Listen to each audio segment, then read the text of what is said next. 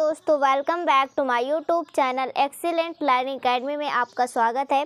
आज हम आपके लिए बहुत ही मोस्ट इम्पॉर्टेंट टॉपिक लेके आए हैं, जो कि है बायोलॉजी के बोर्ड एग्जाम में मात्र या 40 टॉपिक पढ़ लेते हैं तो आपको इसके बाहर कुछ भी पढ़ने की ज़रूरत नहीं है।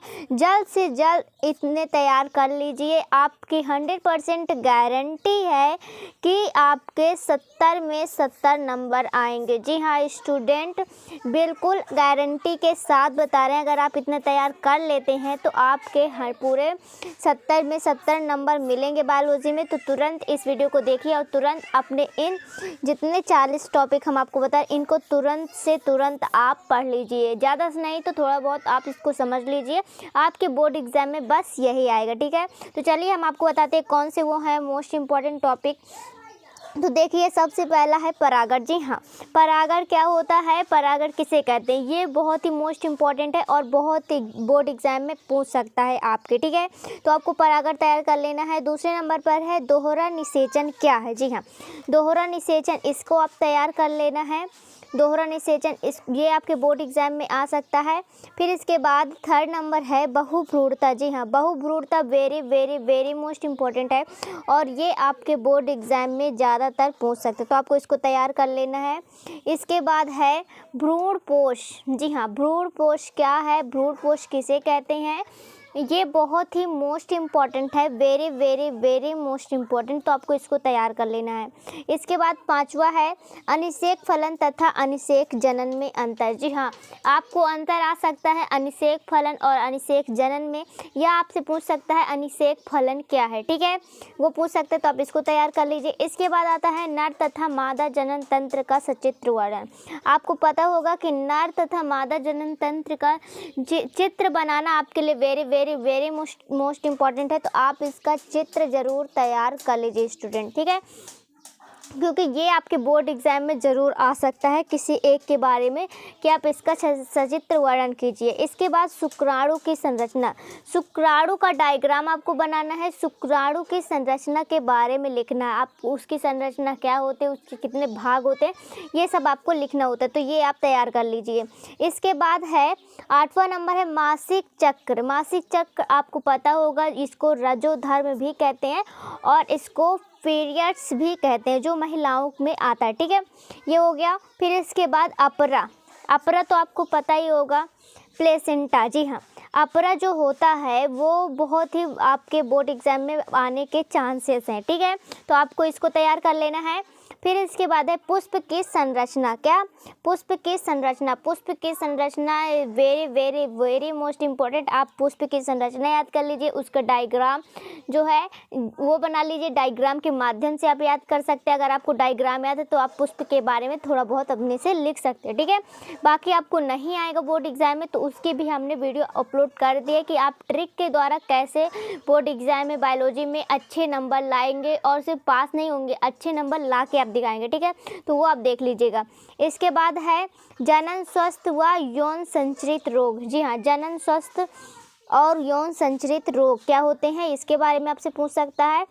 चिकित्सा सगर्भता समापन, ये भी आपके बोर्ड एग्जाम में आने के पूरे चांसेस है। तो इसको भी आप एक बार पढ़ जरूर लीजिएगा, ठीक है। मैं ये नहीं कह रही हूँ कि आप इसको याद करके ही जाएं, लेकिन आप स्टूडेंट इसको ज़रूर तैयार कर लीजिएगा, ठीक है। बिल्कुल भी छोड़ के नहीं जाइएगा। आप इसको एक बार पढ़ भी लेंगे तो भी आप चल जाएगा, आप इसको सही तरीके से लिख लेंगे, ठीक है। फिर परिवार नियोजन की विधियाँ क्या हैं, ये आप अगर एक बार पढ़ लेते हैं तो आपको तुरंत याद हो जाएगा। फिर वध्यता सहायक जनन प्रौद्योगिकी क्या है, इसके बाद अपूर्ण प्रभाविता व से प्रभाविता बताइए, ठीक है। तो आप इसको तैयार कर लीजिए। इसके बाद 16 नंबर का क्वेश्चन है कि लिंग संलग्न वंशागति। जी हाँ, लिंग संलग्न वंशागति very very very most important है, आप इसको ज़रूर तैयार कर लीजिएगा, ठीक है। फिर 17 नंबर है डीएनए व आरएनए में अंतर। जी हाँ स्टूडेंट, इसको एक बार ज़रूर पढ़ के जाइएगा, ये आपके बोर्ड एग्ज़ाम में ज़रूर पूछ सकता है।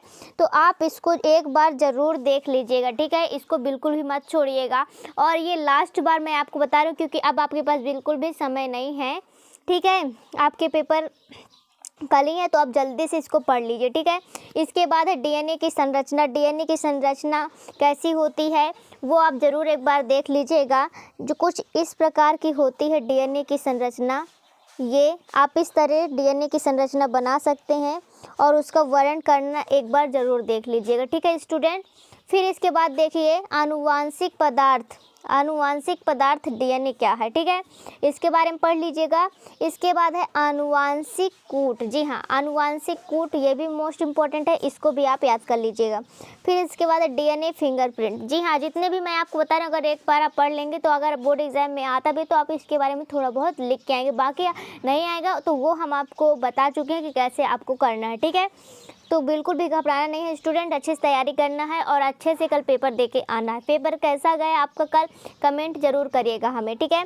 फिर देखिए मलेरिया, डेंगू, टाइफाइड, चिकनगुनिया, ये क्या होता है इसके बारे में थोड़ा सा आप पढ़ लीजिएगा। थोड़ा बहुत पढ़ लीजिए, ज़्यादा आपको पढ़ने की कोई ज़रूरत नहीं, क्योंकि अभी आपके पास बहुत ही कम टाइम है। तो आप ज़्यादा से ज़्यादा इंपॉर्टेंट क्वेश्चन पर ध्यान दीजिए, इंपॉर्टेंट टॉपिक ये पढ़िए। और इतना तो आप कर ही सकते हैं, नहीं याद हो रहा कोई बात नहीं, बिल्कुल भी परेशान मत होइए, लेकिन एक बार पढ़ के ज़रूर जाइएगा बोर्ड एग्ज़ाम में।